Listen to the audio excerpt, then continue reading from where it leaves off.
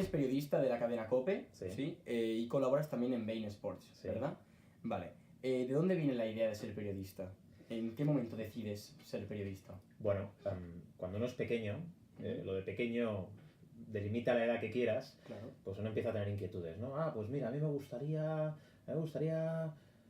esta profesión, a mí me gustaría estudiar esto, a mí me gustaría estudiar lo otro. Y a mí el gusanillo ese de comunicar las cosas, de explicarle las cosas a la gente me ha gustado siempre. Y me ha gustado hablar mucho, ¿no? Y es una idea que la tienes cuando eres pequeño, que cuando creces y eres adolescente, en mi caso no cambia, y que la intentas desarrollar ya pues a través de los estudios, ¿no? Me gustó desde pequeño, me gustó la rama deportiva del periodismo, de aquello de estar en casa incluso. Yo soy mucho de escuchar radio y en mi casa siempre se ha escuchado radio desde pequeño, ¿no?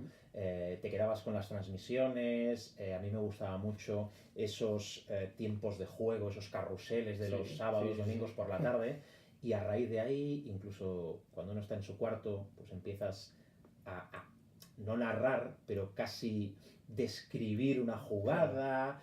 Bueno, pues de allí viene, ¿no? En mi casa también es cierto que entraba mucha prensa deportiva, mucha prensa en general, pero mucha prensa deportiva.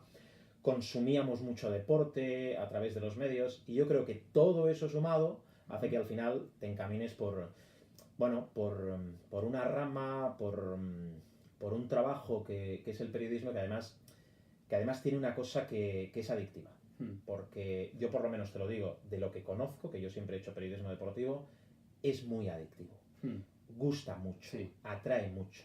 Y cuando estás dentro, todavía te atrae más. Entonces yo creo que todo eso junto hace que al final yo haya encaminado mi vida laboral hacia esta profesión, ¿no? Claro. ¿Hace cuánto lo es? Más o menos. Bueno, yo empecé, supongo que como mucha gente, ¿no? Es decir, cuando todavía no has entrado en la universidad, claro, pero quieres empezar a mantener este primer contacto, pues buscas colaboraciones, ¿no? ¿Qué hacer? ¿Dónde diferentes puedo? experiencias que más o menos que te nutran un poco. Entonces, como a mí, yo ya fue por inercia y casi a lo mejor por suerte, pues empiezas a colaborar en radios municipales, ¿no? Yo recuerdo que una de mis primeras experiencias, si no la primera, fue en Sants Montjuïc Radio, es decir, yo soy de Barcelona, te hablo de Zona Franca, del Centro Cívico La Báscula, bueno, allí, correcto, hay una emisora donde, bueno, pues se pedían colaboradores y yo empecé allí. Bueno, al final, cuando entras y empiezas, acabas haciendo de todo. Acabas haciendo de redactor de noticias, acabas haciendo de disc-jockey de Radio Fórmula, acabas haciendo de todo. Que va muy bien porque acaba curtiéndote muchísimo, ¿no? Y yo creo que fue el primer contacto, ¿no? El otro día hablamos con Andrea. Andrea estudió por la rama de filología. ¿Usted estudió por periodismo o también filología? No, yo empecé estudiando periodismo. Porque, ya te digo, yo lo tenía muy claro. Yo lo tenía muy claro, aunque era muy complicado. Ahora también hay mucha gente que quiere hacer periodismo. En aquella época, yo que soy del 78, pues si hacemos cálculos más o menos, en la década de los 90 también había mucha gente que quería hacer periodismo, ¿no? Pero yo lo tenía muy claro y quería entrar de una forma o de otra a hacer periodismo y después ver qué pasaba, ¿no? Vale. ¿Quién es Albert Díez? Defíneme quién es Albert Díez. Un ser humano de 40 años, con un 4 ya adelante. Es difícil, definirse. Periodista. Yo creo que al final, es mi opinión, Sí.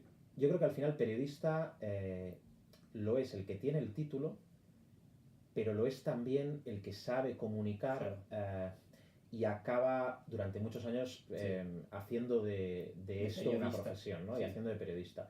Quiero decir que al final esto hay muchos matices, ¿no? Pero consiste, yo creo, en informar. Ya no digo aquello contrastando las fuentes, eso ya lo doy por supuesto, de forma rigurosa, de forma objetiva, aunque todos somos sujetos, pero esto consiste en comunicar y en comunicar de la mejor manera para llegar a la gente y que tengan la información. Pues yo soy una persona nacida en Barcelona, de 40 años, me considero periodista deportivo y que tengo la suerte de hacer lo que me gusta, que muchas veces es muy complicado, ¿no? Que una persona lo llegue a conseguir, ¿no? Y no sé, a lo mejor es una definición muy, muy corta, bueno, pero es esa. Sí, es esa, Albert Díez. Para usted, ¿qué es el periodismo deportivo? Bueno, es una rama del periodismo centrada en todo lo que pasa alrededor en el mundo del deporte y que, bueno, pues tenemos el periodismo deportivo en prensa, en radio, en televisión, sin olvidar ahora los medios digitales, Claro. Que ya desde hace Twitter, mucho tiempo... YouTube. Sí, este es otro debate también muy extenso, sí, ¿no? eso sí. Pero bueno, el periodismo deportivo yo creo que consiste, como explicábamos antes, en contar... No dejamos nunca de contar cosas. Claro. La forma es dónde las contamos, ¿Y cómo las contamos y a qué público nos dirigimos. Claro. Y en este caso, la temática que es el deporte. ¿Qué importancia o qué peso crees que tiene el periodista o el diario en la sociedad? O sea, la persona. Sí, la persona que redacta y que envía esa información, que transmite esa información a lo que es la sociedad, que no puede ver con los ojos esa acción que se ha producido. Sí, yo creo que... ¿Qué peso crees que tiene? Yo creo que en algún caso tiene mucho, porque hay grandes comunicadores en este país, ¿no? Pero yo creo que el sujeto, el periodista, nunca debe ser la noticia. Y respetando a todo el mundo, cómo hace su trabajo, cómo enfoca su profesión, a las empresas cómo enfocan también el hecho de informar. Yo creo que el periodista nunca debe ser la noticia, ni nunca debe ser noticia por delante del acontecimiento del hecho. A veces pasa, ¿no? Sí. A mí personalmente no me gusta. Yo entiendo que en épocas anteriores, cuando no había tantos medios, cuando no existían, por ejemplo, los medios digitales, claro, había menos medios. Si nos centramos, por ejemplo, en el aspecto radiofónico, en el espectro radiofónico de Barcelona o de Cataluña, hace unos cuantos años nacieron unas emisoras, dos concretamente privadas, que eran Ona Catalana y RAC1. Sí. Antes del nacimiento de estas emisoras había menos medios. Después proliferaron más, no tan solo radiofónicos, que yo me centro mucho porque es lo que me toca. Claro, ¿no? es tu ámbito. Claro. Entonces, antes yo entiendo que al haber menos medios, al haber menos formas de llegar a la gente, el periodista tuviese un papel muy importante, ¿no? Fuesen muy conocidos. Pero yo creo que hoy en día, con todos los medios que hay, y yo insisto, volviendo al origen de la respuesta, yo creo que el periodista no debe ser el protagonista. Al final, insistimos, y puedo ser muy recurrente en los términos y en el concepto, yo creo que nos dedicamos a ser una correa de transmisión, ¿no? Es decir, de hacerle llegar a la gente de una forma clara lo que está pasando, ¿no? ¿Que a veces llegamos a ser protagonistas? Sí. A mí personalmente no me gusta, pero entraríamos también en otro debate que sería a lo mejor el por qué y el cómo. Claro, totalmente de acuerdo. ¿Se considera un periodista objetivo? No, pero no por una razón muy sencilla, ¿no? Tú eres un sujeto y yo soy un sujeto. Entonces, acabamos de... Es decir, la objetividad no existe. Claro. Podemos hablar de acercarnos lo más posible a ser objetivos, ¿no? Yo creo que con unas premisas, contrastando cómo tiene que hacer un periodista las informaciones, teniendo buenas fuentes de información, entiendo que partimos de una base de ser rigurosos. Ahí sí que podemos acercarnos. Pero nunca... a la objetividad. Nunca llegarás a una objetividad total. Yo creo que no. Es que partiendo de la base de que somos sujetos y somos subjetivos... Y que de alguna manera u otra siempre tenemos en nuestra cabeza nuestras opiniones y nuestras preferencias, y de alguna manera como que intentamos transmitir, y inconscientemente intentamos transmitir al... Sí. También la información la transmitimos inconscientemente. Sí, también depende un poco del registro que nos toque utilizar. Es decir, no es lo mismo, y vamos a coger, tú me preguntabas por el periodismo deportivo, ¿vale? Estamos hablando de esto, pues vamos a coger el periodismo deportivo. No es lo mismo a hacer un informativo que hacer una transmisión.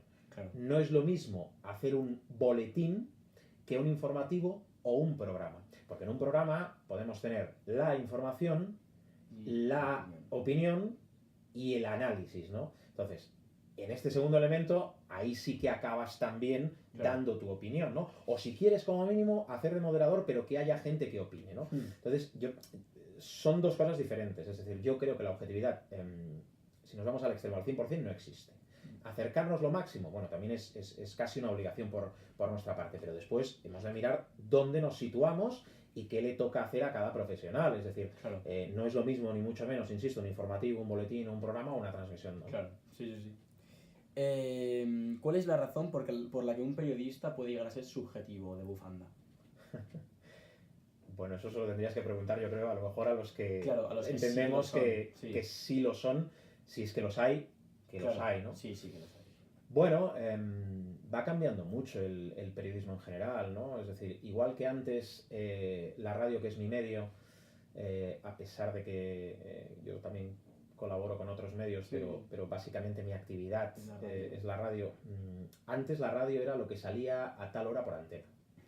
Ahora no solo la radio, sino también, por ejemplo, la televisión, nos permite que nosotros seamos los que decidamos cuándo escuchar las cosas, ¿no? Entonces, eso lo que hace es cambiar hábitos, ¿no? Sí. Es decir, yo tal hora, no, es que no lo puedo escuchar, entonces lo acabo escuchando cuando quiero. Pero yendo al origen de lo que tú me preguntas, como ha mutado tanto el periodismo, yo entiendo que hoy, no sé si por necesidades empresariales, porque hay un concepto muy, ya desde hace años, que nos acompaña, que es aquello que vende. Claro. Entendiendo el concepto con todo lo que significa y con los matices que tiene, sí. Pues que puede llevar o lleva en algún caso al titular rápido, el titular fácil, el concepto sensacionalista, la imagen. Bueno, yo entiendo que cada profesional y cada empresa tiene que hacer una digestión de esto como entiende que lo debe hacer. Yo no soy nadie para decir cómo lo tienen que hacer. ¿Cómo es tu día a día? ¿Cómo es mi día a día? Ya pasamos del problema ya más algo más general del periodismo. Profesional, ¿no? Sí, más profesional, sí. Bueno, a ver, hay un concepto que nosotros tenemos en el periodismo deportivo que a mí a veces me cuesta explicarlo, y gracias a mi entorno también, gran parte de mi entorno es de este mundillo, ¿no? Pero que, claro, nosotros no tenemos un horario extra. No tenéis una rutina, ¿no? Tenemos algunas rutinas, pero no tenemos una rutina, no es aquello, no, pues mira, que en el periodismo lo hay, y también en el periodismo deportivo, pero en mi caso no es aquello de, no, mira, cada día vas a... No, claro. Depende un poco en función de lo que va a haber, ¿no? De qué acontecimientos va a haber, de qué atribuciones tienes que hacer en tu empresa, ¿no? Bueno, nosotros tenemos unas reuniones diarias para planificar lo que son los programas, al inicio de semana también para planificar la semana y lo que va a ser el fin de semana, que es cuando más actividad deportiva hay, y a partir de aquí, pues cada uno en su ámbito, en su sector, ¿no? O en su parcela, ¿no? Para elaborar lo que requieren los programas, lo que requiere, estando por ejemplo en COPE, lo que es la programación local, lo que emitimos para COPE, Cataluña y Andorra, y después lo que nos pide la cadena. Al final hay información continua, tienes boletines desde primera hora, nosotros tenemos unos espacios locales con franjas dentro de los programas, franjas de deporte, tenemos un programa diario de 1 hora y tenemos que también dar servicio a los programas de cadena, ¿no? Tenemos unas entradas a las 3 de la tarde, a las 8:30, al final tienes programación continua. Depende también en qué temporada o en qué parte del año, en qué parte de la temporada, pues puede cambiar un poco en función también de, por ejemplo, los equipos que puedas seguir, puede cambiar un poco tu rutina. No hay una rutina básica, ¿no? ¿Yo qué hago? Si me lo preguntas, por ejemplo, bueno, pues editar programas, hacer transmisiones. Tengo la suerte de que me dieron la confianza para poder retransmitir el Girona una vez subió a la Liga Santander. Yo hago un programa de baloncesto también en esta casa. Bueno, al final acaba siendo un poco hombre orquesta, que eso te permite o casi te obliga a tener un conocimiento muy global de muchas cosas y te obliga a estar, bueno, pues casi siempre conectado, ¿no? Porque al tener casi esa obligación de tener un conocimiento global de muchas cosas, no te puedes despistar, entre comillas, ¿no? Es una profesión muy bonita, es una profesión muy exigente. Y sobre todo yo creo que antes hablábamos de no tener rutinas, hay que buscar un poco los espacios, ¿no? Los espacios para mentalmente y también físicamente poder descansar, y después hay jornadas muy largas. Hay otras que son más cortas, pero hay jornadas muy largas. Si me enrollo mucho me lo dices, ¿eh? No, tranquilo, me va perfecto. ¿Cuál es tu referente en el mundo del periodismo? Referente en el mundo del periodismo. A ver, yo ya te he dicho antes que de pequeño en mi casa se escuchaba mucha radio. Y yo soy de los que escuchaba a García, a José María García, ¿no? Que entiendo a lo mejor que para las nuevas generaciones, a lo mejor de oídas, han escuchado algo, pero que si no, se interesen, busquen quién fue María García. Yo te hablo del periodismo deportivo. Sí. ¿Vale? Para mí fue un referente de cómo hacer radio y además hablamos antes dentro de la temática deportiva, pero al hacer programas, al coordinar a un equipo humano, tanto a la hora de hacer programas como hacer transmisiones deportivas, ¿no? Yo, después de la experiencia en esa emisora local, estuve también en otros medios, yo tuve la oportunidad de entrar en la cadena SER. Y allí con Manuel Segura hacíamos un carrusel de fútbol catalán, que bueno, fueron unos años maravillosos para probarte, para saber incluso hacia dónde puedes encaminar también tus pasos si es que crees que aquello no es lo tuyo, puede cambiar. Fue un terreno y fue una época fantástica para aprender. Después yo estuve en la redacción de deportes y con Manolo Oliveros yo aprendí mucho a la hora de aquello que comentábamos de la rigurosidad, de cómo analizar lo que es noticia, lo que no lo es, contrastar. Fue una gran época. Y después, cuando estuve 8 años en una emisora que antes se llamaba Conradio, ahora es la Xarxa, además es amigo mío, no soy objetivo, pero aprendí mucho de Joan Batllori. Si les queréis llamar referentes, sí, gente que a mí personalmente marcado, ¿no? Sí, me ha marcado y me ha ayudado a crecer. Hay mucha más gente, sí. Pero bueno, yo destacaría estos. Vale, perfecto. ¿Has pensado alguna vez en dejar la profesión? Si te digo que no, es mentira. Sí, porque... Es muy exigente, ¿no? Es exigente, a veces es complicada también, porque depende de qué momentos puede acabar convirtiéndose en una selva, ¿no? Y es una profesión que tiene mucho desgaste. Es una profesión que tiene mucho desgaste. Sí, lo he pensado, pero bueno, a veces yo creo que estas cosas hay que sosegadamente poner en una balanza los pros, los contras, valorar, bajar el balón, pensar en frío y decidir. Sí, ya te digo, la respuesta es sí. ¿Cuál es la mejor anécdota que tienes en esta profesión? ¿O alguna que te acuerdes en especial que te haya marcado? Soy malo para explicar chistes, soy malo para recordar y explicar anécdotas. Bueno, a ver, yo recuerdo dos. Recuerdo que fuimos a hacer una transmisión de un partido de Cataluña en San Mamés contra Euskadi. Cuando te hablo con radio, además fui con Joan Batllori. Íbamos los dos y llegamos con tiempo al estadio, estaban las puertas abiertas, nos metimos. Yo le dije, no, hombre, no.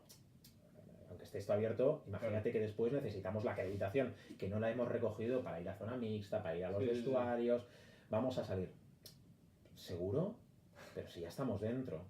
Sí, hombre, sí, mira, Joan, vamos a salir porque es que después nos puede pasar algo. Y además, si estamos acreditados, después nadie nos puede decir nada, imagínate. Vale, venga, vale. Salimos. Teníamos que empezar, no recuerdo, media hora antes del partido, 45 minutos antes. Íbamos con tiempo, pero al salir tuvimos que hacer la cola. Era una cola tremenda. Y veíamos, hay que hacer la cola, recoger la acreditación, cruzar todo el campo, ir arriba y montar. No llegamos. Y aquello que estamos en la cola ahí. No en FEDB, no lo hemos hecho bien. Estábamos dentro y ahora estamos fuera, ¿no? Y recuerdo otra también, yendo a cubrir una, creo que era una Supercopa de balonmano, que jugaba el Barcelona contra el Ciudad Real. Y me acuerdo que, bueno, estábamos, creo que fue en Salamanca. Estábamos por dentro del pabellón con otro compañero, no voy a revelar el nombre, y creo que confundió este compañero al presidente del Ciudad Real, que era Domingo Díaz de Mera, con el que fue, quiero no equivocarme, presidente del Congreso, que era Manuel Marín. Eran muy similares, pero es que fue a meterlo en antena y lo confundió. Bueno, ya te digo, no soy la persona que mejor explica las anécdotas y tengo muy mala memoria, ¿no? Pero bueno, si me dieses más tiempo te cuento alguna más. Pero bueno, son dos de algunas de las que nos han pasado, ¿no? ¿De qué equipo eres? ¿De qué equipo soy? Esta pausa ya indica que hay que tener equipo, porque la pausa es, si yo te digo que no tengo equipo, se lo he pensado, no lo quiere decir. Si te digo de ninguno, a lo mejor no me crees, de ninguno. ¿Alguno en especial que digas? Te puedo decir, a ver, hay una cosa básica, ¿no? Es decir, cuando alguno es de un equipo, lo es, yo creo, por un factor básico. Es decir, después puedes cambiar, pero lo que tú has tenido y lo que has visto desde que eres pequeño, ¿no? Mis padres son de Castilla, mi madre es de Palencia y mi padre es de Burgos. Y, aparte de mi padre, que le gusta mucho el fútbol, es de Burgos, es del Real Madrid. Entonces, claro, yo en casa siempre he vivido un entorno, el ambiente y un entorno del Real Madrid, pero más allá de eso. Vale. ¿Cuál es la mejor liga del mundo? ¿Cuál es la mejor liga del mundo? Pregunta que Andrea me dijo, obviamente, pues la italiana. Y muy bien, Andrea, barriendo para casa. Y tuvimos un pequeño debate. Y obviamente, pues esta pregunta también va para ti. ¿Cuál es la mejor liga? En lo deportivo, hace unos años te hubiese dicho la Liga Santander, la Liga Española. Sin duda. En lo económico... Se está yendo a unos caminos feos. Y ya hace años yo creo que la Premier arrastra mucho. Pero es que creo también que en lo deportivo, antes, entiéndeme, todos los balones de oro estaban en España, en la Liga Española. Ahora ya la cosa está más diseminada, ¿no? No lo sé. Yo te diría que se equilibra mucho. Entre Santander y Premier League, ¿no? Entre Santander, Premier League... Claro, ¿qué pasa? Que este año ayuda mucho, como ha arrancado, por ejemplo, la Liga Española, que está todo tan igualado, a que la gente lo vea. Porque el cortoplacismo existe en el periodismo y por desgracia existe mucho. No hay memoria, como en el deporte, hay muy poquita memoria y el cortoplacismo está a la orden del día. Entonces, ahora la gente, no, la Liga Santander, porque está todo muy igualado y tal. Bueno, a mí me gusta ver los estadios llenos. Eso podríamos coger Premier o Alemania. Sí, eso sí que es verdad. Me gusta a mí, oye, mira, soy raro o no, no lo sé. A mí me gusta que en Navidad haya fútbol. Porque creo que el fútbol es para las familias, ¿no? Sí. Pero también tengo muy claro que si hay una serie de empresas que pagan dinero y mucho dinero a los clubes, o en este caso al organismo que gestiona todo esto, que es la Liga, pues también tienen derecho a... No es imponer, a decidir. ¿No? Yo lo entiendo. Mirar por su producto. Y equilibrar esto es muy complicado. Porque al final, si no, entiendo que no existiría este dinero que ponen estas empresas, ¿no? Con lo cual, es muy complicado. Es muy complicado. Mejor jugador del mundo. Leo Messi. ¿Y de la historia? De la historia que yo he visto, Leo Messi. Yo soy de 1978. Es cierto que la historia no solo existe a partir del 78 o de la que yo he visto, pero sí me gusta hablar de lo que he vivido. Yo a Maradona no lo he conocido, no lo he conocido en su esplendor. No he conocido tampoco a Johan Cruyff en su momento álgido, ni a Pelé, probablemente. Ni a Pelé, ni a Alfredo Di Stéfano, que son grandes jugadores, ya. Te añado algo más. Yo, el mejor equipo que he visto jugar al fútbol es el Barça de Guardiola. Sí, totalmente de acuerdo. Y al mejor jugador que he visto es a Leo Messi. Pero también soy muy contrario a que solo hay un fútbol posible. Sí, hombre, sí, pero mira, si podemos estar de acuerdo que a todos nos gustaría jugar como el Barça de Guardiola. Claro. Sí, claro, pero es que el Barça de Guardiola tenía a esos jugadores. Y los tenía además hechos para ese juego. Y en una edad óptima. Claro, sí, eso sí que es verdad. ¿Vale? Entonces, solo estaban esos jugadores.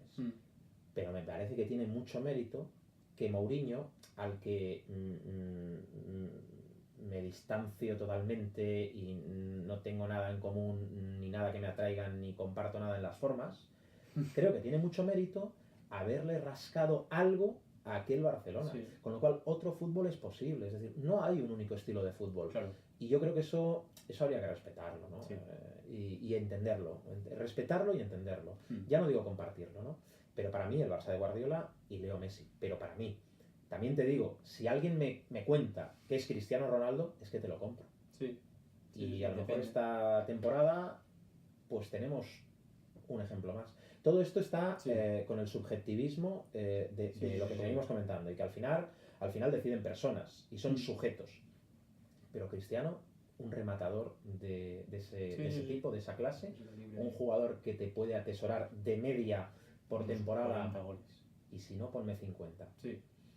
Que no es tan plástico, que las formas, sobre todo al inicio de su llegada al Real Madrid, le pueden perder. Si todo eso yo te lo voy a comprar. Pero en lo futbolístico sí que es verdad que es un gran jugador. Y que por momentos y que por años yo creo que puede haber sido el mejor jugador de la historia en aquel momento, ¿no? Si tengo que coger a uno, me gustaría que tuviésemos más oportunidades y coger a 3, pero si hay que coger a uno, pues yo pondría a Leo Messi. Yo las cosas que le he visto hacer a Leo Messi, como casi con el babero disfrutamos de él, pues es muy complicado, ¿no? ¿Cuál es el personaje deportivo que te gustaría entrevistar? A Michael Jordan. Yo de pequeño, yo forraba mi habitación con pósters de Michael Jordan, yo me compraba la mochila de Chicago, a mí me emocionó. Lo que aquel deportista, con la plasticidad, con lo que lo hacía, lo que conseguía, cómo hacía jugar al equipo, cómo era capaz de decidir en un campeonato físico, con estrellas que estaban a su nivel o incluso en algún momento por encima, era capaz de decidir partidos y títulos. A mí me entró en vena Michael Jordan, con lo cual a mí me encantaría entrevistar a Michael Jordan. ¿Cuál es el gol que más te ha emocionado? O quizás el momento deportivo. No tiene por qué ser de fútbol. Relacionado con una pregunta que me has hecho antes. Yo tuve la oportunidad, viajamos juntos con Thomas Wask a Hampden Park a ver el gol de Zidane en la Champions del Real Madrid. Por aquello de verlo en directo, aquello me emocionó mucho. Soy de los que tengo mala memoria, es decir, tengo buena memoria a corto plazo, pero tengo mala memoria y necesito a veces más tiempo para lo que ya ha pasado bastante, ¿no? Aquel gol, por el hecho de vivirlo en directo, fue emocionante. Te digo ese. Hay más, pero ahora mismo te diría ese. Y para finalizar ya la entrevista, ¿cuál es el consejo que me darías a mí, que ahora mismo estoy cursando bachillerato, pero en un futuro, probablemente el año que viene, si todo va bien, estaré haciendo la carrera de periodismo? ¿Cuál es el consejo que me darías como un periodista que eres a mí, que empiezo ahora en este mundo? No sé si soy yo la mejor persona para dar consejos. Vamos a poner recomendación. Vale, recomendación. Y ya sé que puede parecer un tópico muy bonito. Yo lo que creo es que uno tiene que hacer lo que le gusta. Vale. Yo sé que cuando entramos en el terreno profesional o en la edad donde uno ya tiene que encontrar un trabajo, eso es muy complicado. Y yo entiendo que tal y como está este mundo estructurado, uno puede empezar a estudiar una carrera que le guste mucho y después que vea que no tenga salida o que no le guste. O que se forme muchísimo, pero aquello no tenga una salida en el mercado laboral. Ya, pero hay que intentarlo. Y no renunciar nunca a un sueño. No sé si al final eso se puede transformar en una salida y en ser un profesional de esto, o acaba convirtiéndose en un complemento y en un hobby. Pero intentarlo, no dejar de intentarlo nunca, nunca. Y habrá 1001 obstáculos, pero es igual, hay que seguir, hay que intentarlo. Y sobre todo, no hay que dejar nunca de aprender. De todo el mundo se puede aprender, de lo que hay que hacer y de lo que no hay que hacer. Y seguir. Y a pesar de que uno pueda tener bueno, yo ya tengo un trabajo, es igual. Hay tanta competencia que hay que seguir estudiando, mejorando, aprendiendo de todo, absolutamente de todo. Y más en este mundo, ¿no? Yo creo que yo, particularmente, si yo tuviese... ¿Qué edad tienes? Yo ahora tengo 17 años. Yo tuviese 17 años, a mí me gustaría que alguien me ayudase, que me ayudase a subir, pero que fuese por aquí la historia. Y ya sé que queda muy bonito y parece un cuento de hadas, pero yo creo que esta es la realidad. Es decir, tú crees en algo, sigue, insiste, trabaja, esfuérzate. No aparques nada por hacer eso, todo es complementario. Sigue, trabaja y al final llegará. No sé para qué ni cómo, pero llegará. No sé si para que encuentres un trabajo, no sé si para que encuentres el trabajo que te guste, que te llene, que pueda al final darte de comer, o acabará siendo un complemento. No lo sé, pero llegará, lo tengo seguro. No sé en qué medida, pero llegará. Vale, pues muchísimas gracias por la entrevista, ha sido un placer. A ti por el interés. Y bueno, encantado de conocerte. Gracias.